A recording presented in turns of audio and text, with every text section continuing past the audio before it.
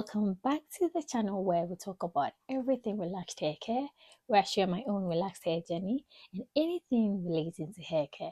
In today's video, we are talking about air drying.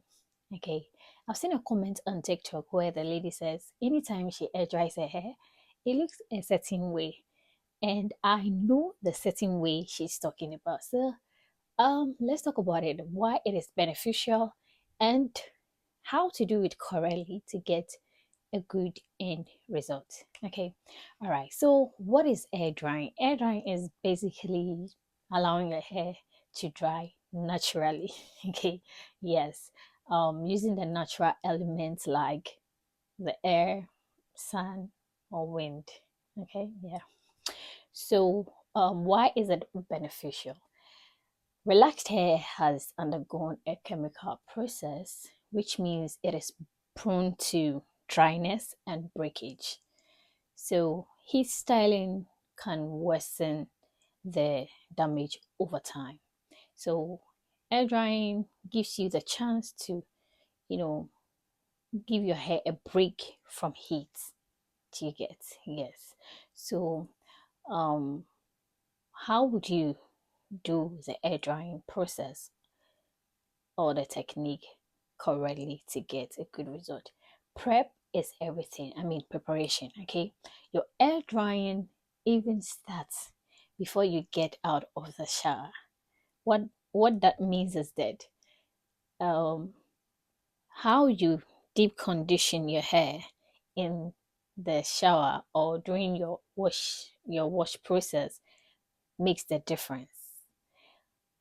Hair that is over stripped or under conditioned would definitely or almost or always look rough after air drying, no matter the products you apply afterwards. Okay, so the first thing you have to do or make sure you do is to deep condition your hair. Preferably use a moisturizing deep conditioner. Okay, all right. Now that your hair has been deep conditioned, you've rinsed your hair, and you're out of the shower, what next? You would want to remove excess water out of your hair with a cotton t-shirt or a microfiber towel. It is very important that you use either of these, because if you use the regular towel, it's going to cause friction, like rubbing your hair will cause friction that will disturb your hair cuticles, which would lead to frizz. Okay, so you have to use a cotton t-shirt or a microfiber towel. We don't want the hair wet or dripping wet. We want it damp. Okay, before you go in with your products. Now your hair is damp, what next? It is time to layer your moisturizing products. Moisture is key when it comes to air drying. So you would want to apply your leave-in conditioner. And personally, I want to use a creamier leave-in, okay, for more or extra moisture. I mean, you can use your liquid leave-in, it's fine. But I'm saying personally, I want to go in with a more creamier leave-in. Any of it works, so I mean, go for it. Once you are done applying your leave-in, you want to lock in the moisture. So the next thing will be a lightweight oil or light oil, and this could be olive oil, jojoba oil, avocado oil, grapeseed, yes. And you apply a little bit to your hair to lock in the moisture. Now moisturizing and sealing is done, and we know that once you are done with your moisturizing and sealing, your hair now feels soft. Okay, yes. So the next thing will be sectioning your hair and detangling it. So depending on the thickness of your hair or the length of your hair, you want to section your hair either into 4 parts, 6, or even 2. I mean, it all depends on your hair. So once you're done, you section your hair. The sectioning helps your your hair to dry evenly, okay, without tangles. Okay, so now how you position your hair while it dries will make a big difference. If you apply your product and you leave your hair like that, it will dry like that. It will dry the same way. Okay, yes. You don't want your hair looking puffy and all that. So you would want to direct your hair in a position that you want your hair to dry. I don't know if it makes sense. Yes.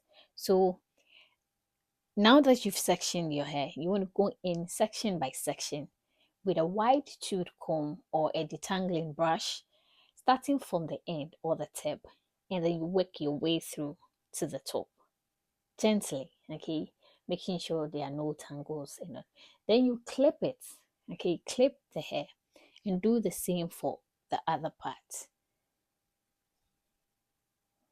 Okay, when you're done, avoid touching your hair too soon, okay. Less manipulation means a smoother finish, okay, so that you don't cause uneven texture. So don't touch your hair too soon, avoid it. Okay, so we are done, sectioning, detangling, and all that. Now, depending on your hair, the thickness and then the length will determine how long the whole drying process will take. So let's say somewhere anywhere around an hour to two, your hair should be completely dry or 90% dry. Okay, some people would want to twist it instead of clipping. Okay, so when your hair is about 90% dry, now you want to, lightly fluff your hair, okay, like that.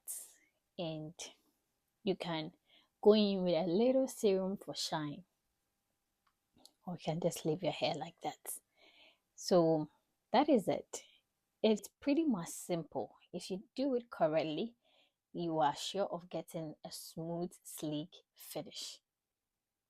Okay, so the detangling process and how you position your hair while it's dry makes the whole difference.